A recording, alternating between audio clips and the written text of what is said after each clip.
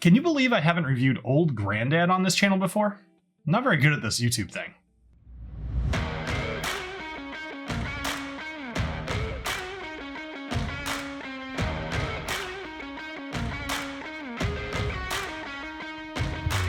Hello everybody, welcome to the Whiskey Dictionary. Now I was thinking, when was the last time that I filmed a 40% ABV whiskey on this channel? And I had looked all the way back, it was Slain Whiskey almost a year ago. So I figured it was important, let's reset my palate a little bit back down to 40%, reset my standards by drinking one of the world's best-selling 40% whiskeys. Johnny Walker Red. All right. Very good. No, it's not.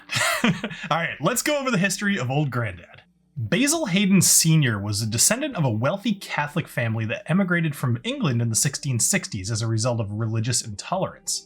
In 1785, Basil led a contingent of over 100 Catholic parishioners from 25 Catholic families along the Wilderness Road through the Cumberland Gap to settle on some land near Bardstown, Kentucky, which is a town we all know well at this point, housing Jim Beam, Heaven Hill, Willett, Barton. During his life, he earned the title of the Father of High Rye Bourbon, and then he passed away in 1804. In 1885, Hayden's grandson, Raymond B. Hayden, founded a distillery in Nelson County and named the whiskey Old Grandad. The image on the bottle here, and I'll put it up here so you can see it better, is a rendering of Basil Sr. Now, they changed it to look like this one, which is the actual one on the bottle. Now, look at it. They made him smile and they made him hold a shot in his hand. And just, I don't know, that's some Photoshop BS, but it's also hilarious. So whatever, I don't care.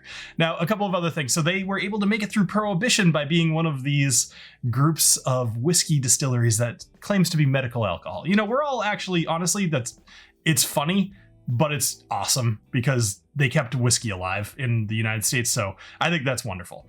Aside from that, Harry S. Truman, this story is great. Harry S. Truman used to start his day at 5 a.m. every morning with a shot of Grandad, some eggs, bacon, milk, and toast.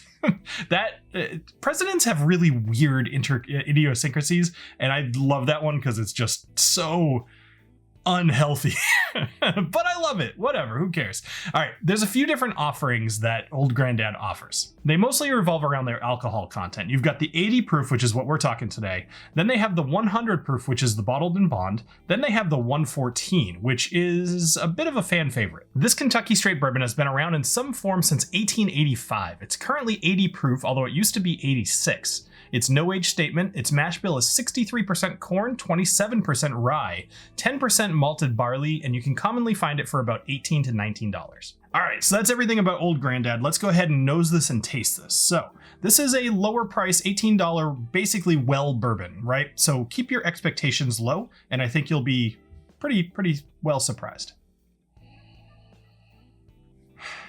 So on the nose, a few things that you're getting. So if you're doing this along with me, we're going to actually walk through this and you're going to hopefully learn something, because there's a couple smells here that are very plain to see, and they're things that you could grow into while nosing and tasting newer stuff, or let's just, I don't want to say better, right? But like higher ABV, more complex stuff.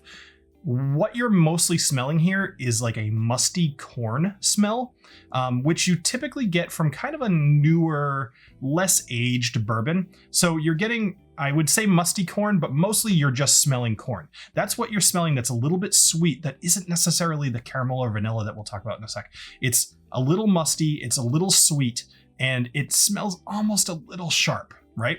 That's corn. Next, you're going to be smelling some caramel and some vanilla. However, both of them are diluted. That's the best word I can use for this, because when you smell it, it's not a caramel. I think that's caramel, right? And that's kind of what I mean. It's a bit diluted, but it's also clear what it is. It would almost be like if you watered down caramel and vanilla flavoring. So cool.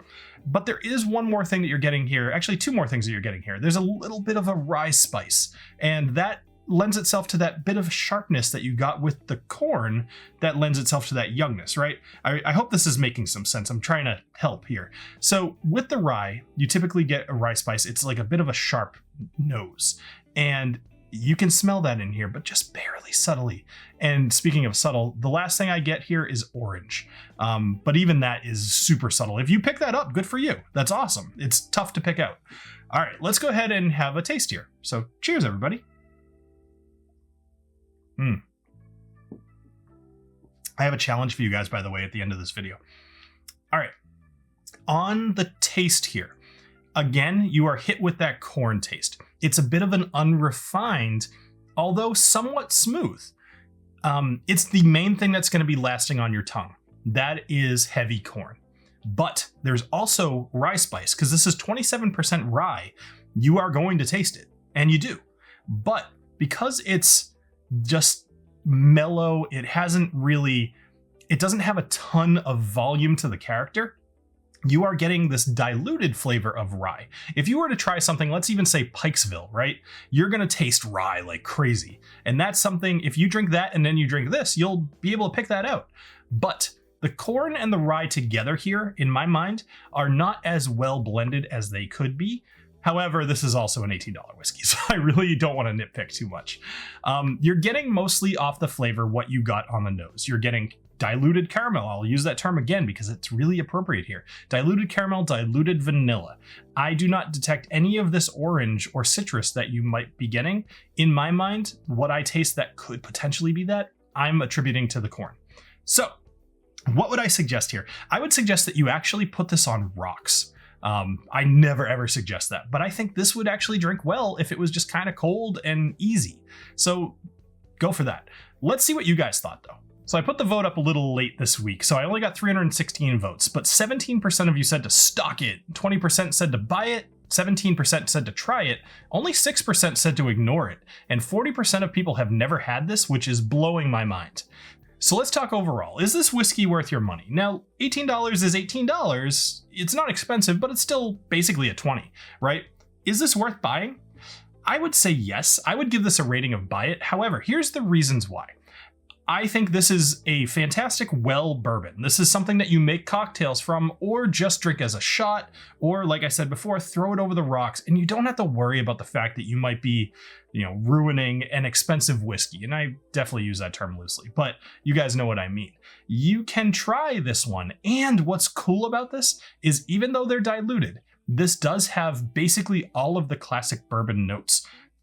Caramel, vanilla, oak, for sure. I forgot to mention that one. This does taste a bit oaky, although a little musty.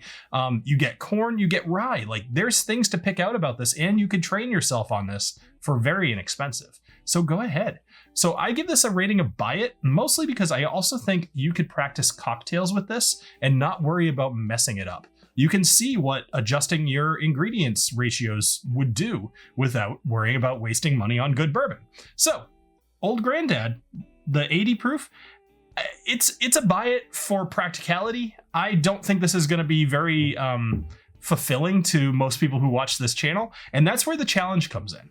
I'm going to do something I've never done on this channel before. I'm going to let you guys vote. What is the next whiskey that I should do? And here are your two choices. I want to dive back into Old Grandad, because when I put up the vote earlier this week, everybody said I should have the 114, and basically an equal amount of people said I should have the bottled in bond. So put below which one I should do this week, and I will. Next Friday, I will review one of those two bourbons, and you guys can let me know what it is. All right. Thank you, everybody, for joining me here on the Whiskey Dictionary. Make sure to check out the Patreon. Make sure to check out the Discord down below. Super fun being in there. And all the other links that are in the description. And I hope you guys all have a great rest of your night. Cheers.